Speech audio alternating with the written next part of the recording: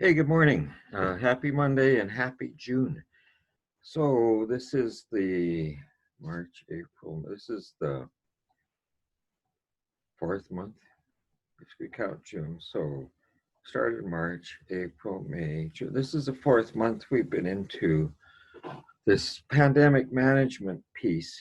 And so like uh, like everything else, we really have to continue to practice looking after ourselves. And we should be used to the new routines that we are in at the moment, but we still have to look after our brain.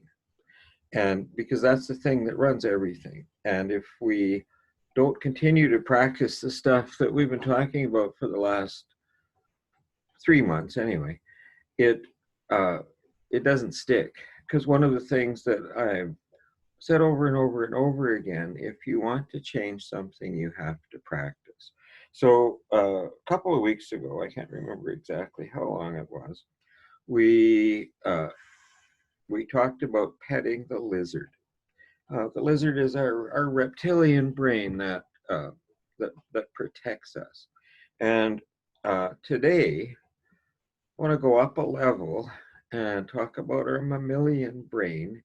And again, this is a Rick Hanson piece. Rick Hanson is a PhD researcher and a bit of a philosopher and likes to teach people stuff. So today and tomorrow, I'm going to just read you a story.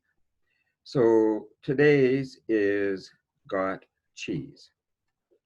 And the practice is feed the mouse. So what do we need to do to nurture that mammalian brain? Why?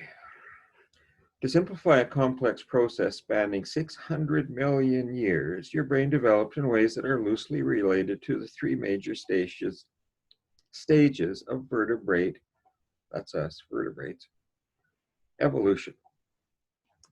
Reptile is your brainstem, and that protects you. It's focused on avoiding harms.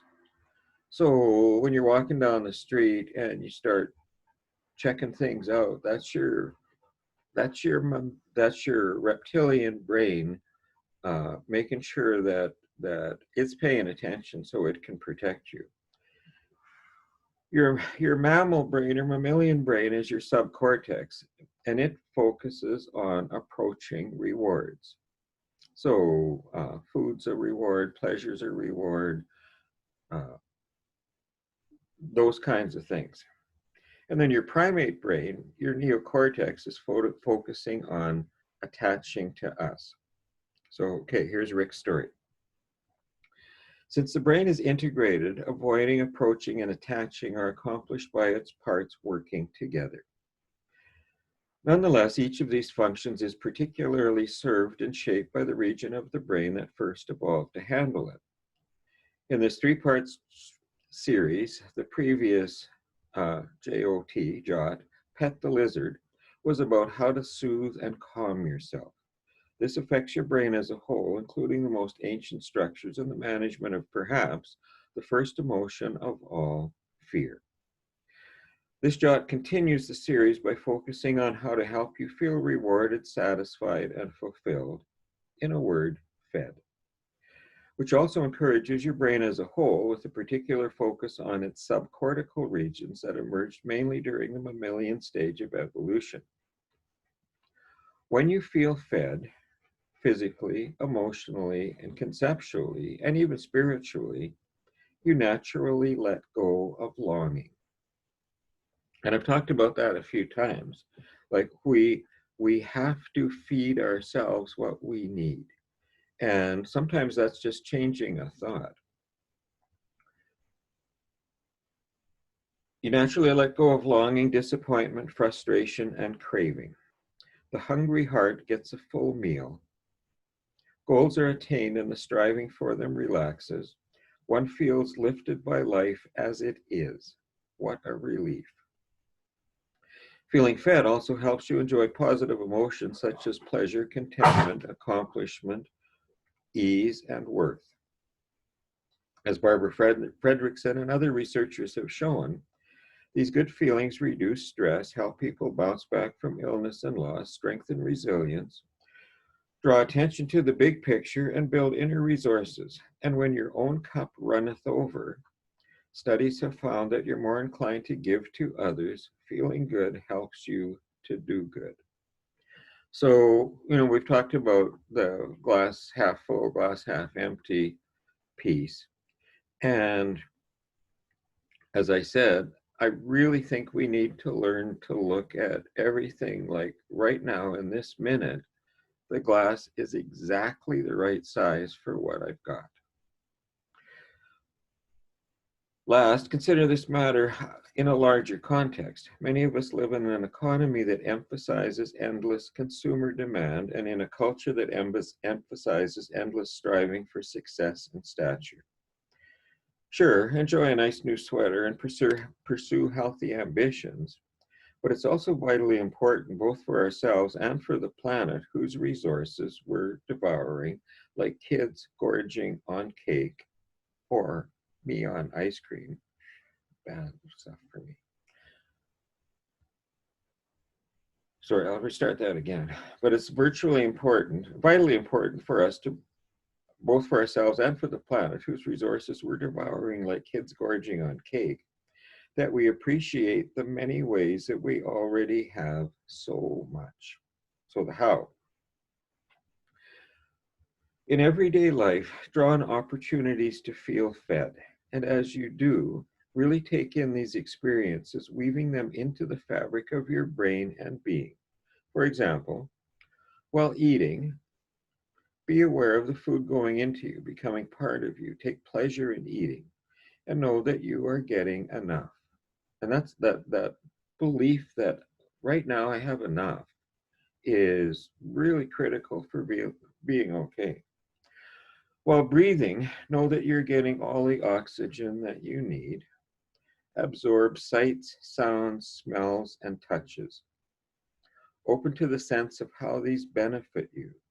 For instance, recognize that seeing of a green light, a passage in a book, or a flower is good for you.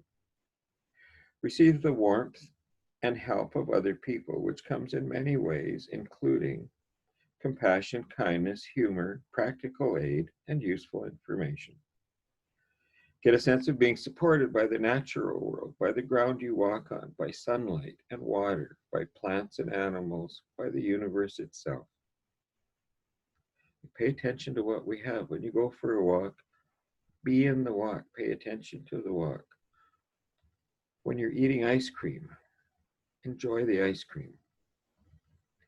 Feel protected, enabled, and delighted by human craft, ranging from the wheel to the Hubble telescope with things like glass, paper, refrigerators, the internet, and painkillers in between. Be aware of money coming to you, whether it's what you're earning hour by hour or project by project, or the financial support of others, probably in a frame in which you are supporting them in other ways. Notice the accomplishment of goals, particularly the little ones like washing a dish, making it to work, or pushing send on an email. Register the sense of an aim attained and help yourself feel at least a little rewarded. Appreciate how even difficult experiences are bringing good things to you. And that's really important right now. And I've heard lots and lots of people comment on how this huge change that we've been involved in, they're starting to see and appreciate things that they were taking for granted before. For example, even though exercise can be uncomfortable, it feeds your muscle fibers, immune system, and heart. Right now, having read this list just above, let yourself be fed by knowing that many, many things can feed you. It's not just one thing. From time to time, such as at meals or before sleep, take a moment to appreciate some of what you've already received. Consider the food that you've taken in, the things that you've gotten done, the material well-being that you have, the love that's come your way. Surely we all sometimes had to slurp a thin soup. But to put these shortfalls in perspective, Take a moment to consider how little so many people worldwide have, a billion of whom will go to bed hungry tonight. As you register the sense of being fed, in one way or another, help it sink down into yourself. Imagine a little furry part of you that's nibbling away at all of this food. Remember, we're feeding the mouse. Chewing and swallowing from a huge abundant pile of goodies that's greater than anyone, mouse or human, can ever consume. Take your time with the felt sense of absorbing, internalizing, digesting. There is more than enough. Let knowing this sink in again and again. Turn as well into the present, like what's going on right now. The only time we are ever truly fed. In the past, there may not have been enough. In the future, there may not be enough. But right now, in what the Buddhist teacher Thich Nhat Hanh calls the pure land of this moment, most of us, most of the time, are buoyed by so many blessings, falling open and into the now, fed by simply being, by being itself, being fed. So that is Rick Hanson's take on uh, feeding the mouse, making sure that we have enough. And again, thinking is really important for this. And I've talked about that a few times. I've talked about gratitude lists. If we pay attention to what's good in our life, we start to feel good. If we pay attention to what we don't like, that's what we pay attention to. And that creates a feeling that's inside us. So please, for the rest of the day, enjoy whatever it is that you're doing. Pay attention to it. Feel that it's valuable. Find the value in it. Find the beauty in it. And I'll be back with another story tomorrow. Take care. Thank you.